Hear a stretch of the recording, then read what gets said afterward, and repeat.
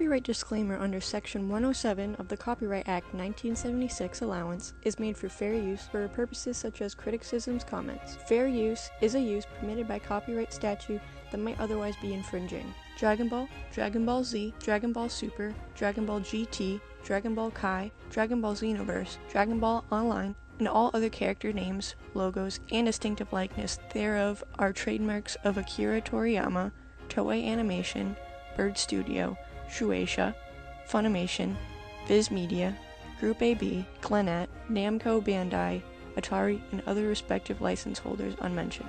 This video was not prepared, licensed, or endorsed by any entity involved in creating or producing the Dragon Ball series. It is an independent, unofficial work made by a fan, for fans, that has no connection to the official license holder and is created within fair use guidelines.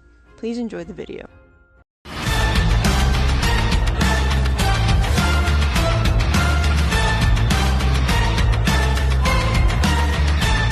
How's it going, everybody? Welcome to... Oh, wait a second. There we go. Happy Spooky Month, everybody. For this whole month of October, I'm going to be doing my own Halloween-themed what-ifs, with it basically being what if the villains won, since they've seemed to be kind of scary renditions of the main canon in Dragon Ball. If you guys want to see what becomes of the universe after the villains win for this whole month, then make sure to leave a like on this video and subscribe. As if this video gets 400 likes in the first day, I'll know you guys would like to see more. This is also technically my first What If mini, so I'm pretty excited about that. Huge shout out to all of my amazing patrons. Without your guys' support, I wouldn't be able to do what I do. Thank you all so much. Anyways, without further ado, let's start off October with What If Pilaf got his wish. Pilaf was technically the series' first main villain, and while he wasn't just a guy who wanted to destroy the Earth and kill everybody, he was still a pretty major antagonist as he continued on through the series, and even eventually turned to the good side in Super. Through the whole series, though, his main goal was to become the king of the world, and while in canon he never managed to accomplish that wish, in this What If, he's going to be able to. We start with the Pilaf gang finally getting the Dragon Balls from our heroes, and summoning the almighty dragon god, Shenron. Oolong and Puar escape to go and stop Pilaf from getting his wish, but this time, they are too late to go and stop him. Pilaf tells Shenron that he wishes to rule the world. Shenron's eyes glow red, and he tells Pilaf that his wish has now been granted. There is a bright glow around the Pilaf gang, and they're all teleported away, leaving Oolong and Puar in shock, wondering what could be happening now. Pilaf, Mai, and Shu are teleported to the king's castle, and the king goes to ask what is happening until the influence of Shenron's wish suddenly hits him, along with the rest of the world. Shenron's wish influenced the entire population's mind to instantly accept Pilaf's rule, and enslave all of them. They're not all just mindless zombie slaves, but all just have to accept Pilaf's rules as their new ruler. Pilaf takes the throne from King Furry and announces his new reign on the world, with Mai and Shu by his side, and he's going to be making some changes. Pilaf gets basically all the money in the world, where he can buy a bigger castle rather than the rinky-dinky one the old king had, and force the world to make him the biggest castle that there ever was. He forces the population to get him whatever he wants, when he wants, and he can lead the world in his image. What is that image exactly? Well, all Pilaf wants is to be recognized as strong and powerful, and basically all he does is force everybody to talk about how awesome he is and show off his amazing inventions to all, and have them look in awe at his brilliance. There isn't anybody to execute since none can oppose him due to Shenron's wish. The only one that's a gray area was Goku, since he might be a little too powerful to be put under the influence of the wish, but Pilaf did account for that, since he's a mad genius. He sent the military to go to his old castle and apprehend the gang who tried to steal the Dragon Balls from him. Bulma, Yamcha, Puar, and Oolong would all be affected by the wish and want to serve Pilaf. And again, Goku maybe, but if the others want to go and see Pilaf to get the Dragon Balls again, then he would probably just go and help. The military would arrive eventually and tell them that they will escort the gang to Pilaf directly, and they would really have no choice but to. The military returns the group and locks them all up in Pilaf's dungeon. That way, they don't have any chances to escape and threaten his grip on the planet.